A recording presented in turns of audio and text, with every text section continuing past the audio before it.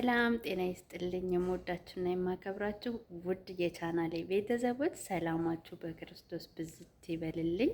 እንዴት ናችሁልኝ? ሼር፣ ሰብስክራይብ፣ ላይክ እያደረጋችሁ ያው እንግዲህ ጣል ጣል እያደረኩት ነው። ኢንሻአላህ በደንብ እሰራለሁ ወደፊት ማለት ነው። እንደዚህ እያልኳችሁ እንግዲህ እግዚአብሔር አምላክ ሀገራችንንም ያለንበትንም ሀገር የሰው ዘር በሙሉ እግዚአብሔር ሰላም ያደርግልን። ያው ከሚሰማው ከሚታየው ነገር ምድር እየተናወጠች ነውና እግዚአብሔር ምሕረት ያደርግልን።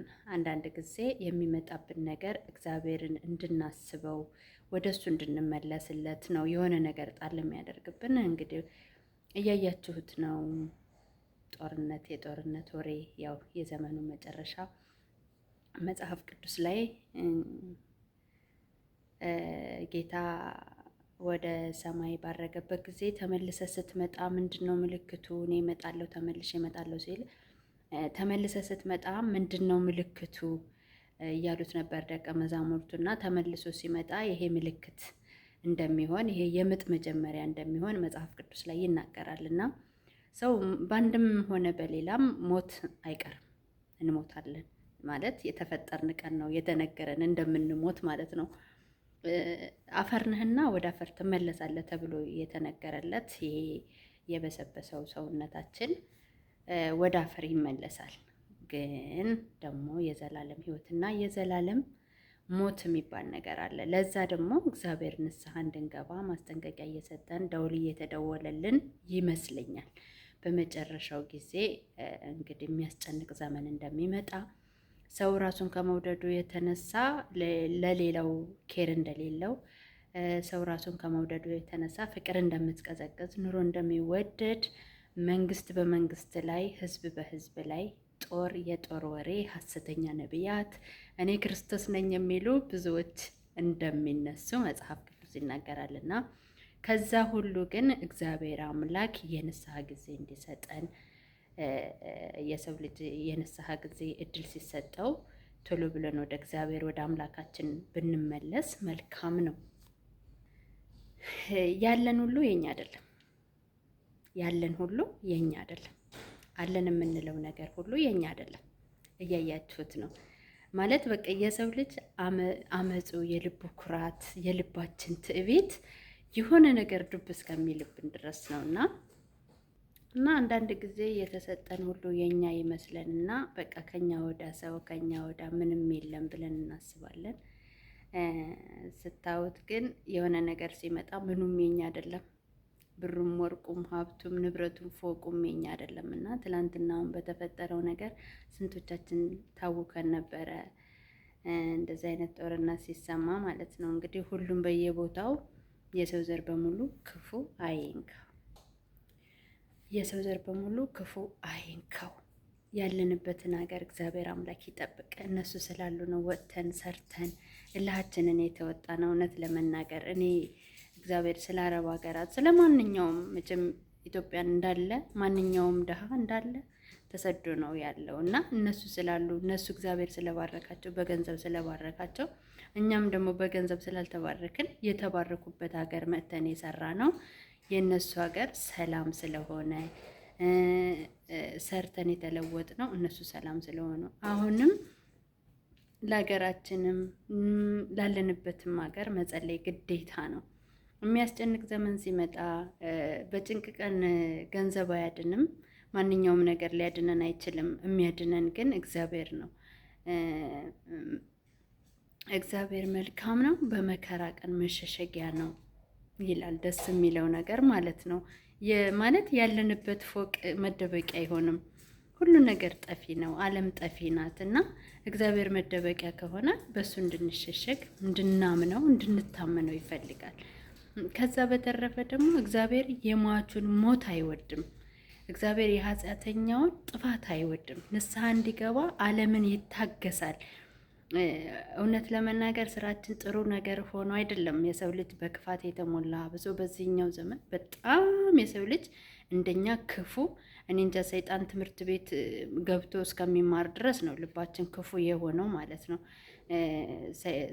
ድሮ ሰው ሰይጣን አሳስቶት ነው ሰው ይባላል። አሁን ግን ሰይጣን ራሱ ሰው አሳስቶኝ ነው ብሎ የሚል ነው የሚመስለውና ክፋታችን በዛ፣ አመፃችን በዛ እና እጅግ ከባድ ሰው ሆነናል። ልባችን በትዕቢት ተሞልቷል። አምልኮ መልክ አለን፣ አምልኮ ግን የለም። የአምልኮ መልክ አለን፣ እግዚአብሔርን የምናመልከው የውሸት ነው። እግዚአብሔርን እንፈራለን እንላለን፣ ግን የውሸት ነው።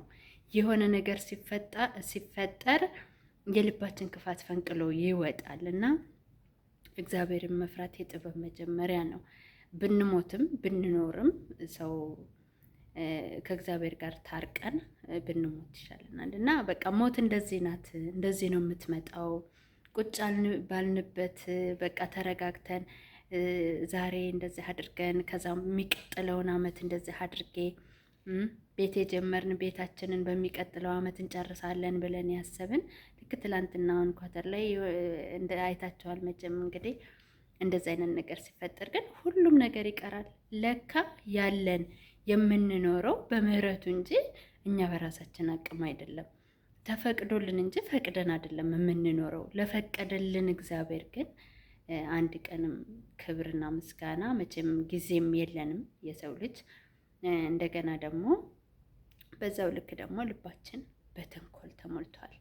እድል ይስጠን እግዚአብሔር፣ እድል ይስጠን እና ያለን ሁሉ የኛ አይደለም። አትመኩ። ባለን ሁሉ የምንመካበት ጊዜ አይደለም። የያዝናትን እንጀራ ላንጎርሳት እንችላለን።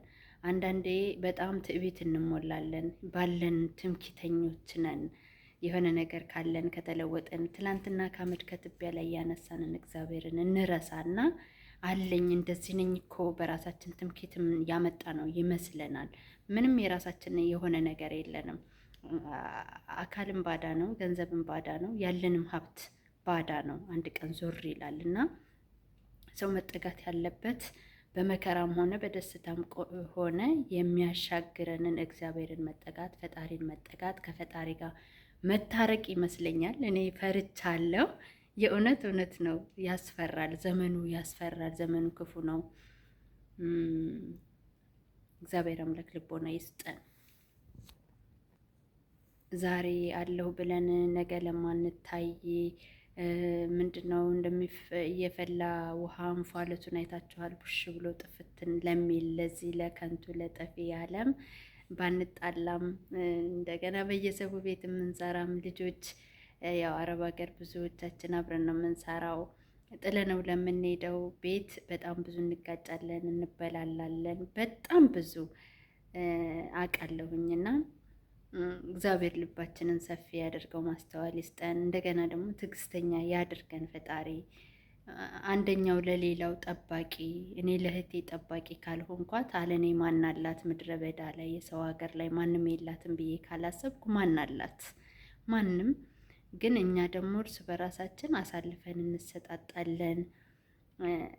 የምቀኝነት መንፈስ አለብን፣ የቅናት መንፈስ አለብን እና ሲሳካለት አንወድም። የሆነ ሰው ካጠገባችን የሆነ ስኬት አግኝቶ ሲለወጥ ደስ አይለንም እና እግዚአብሔር ደግሞ የሚባርከን ለወንድሜ በተመኘሁት ልክ ነው የሚባርከን ማለት ነው። ለሱ መልካም ነገር ከተመኘው እኔ ቤት ይመጣል እና ሰው ቤት የምትሰሩ ተዋደዱ፣ ተፋቀሩ። ሻመት አንኖርም። አንድ ቀን ጥፍት እንላለን። መከራ ሲመጣ ብቻ እንዋደድ።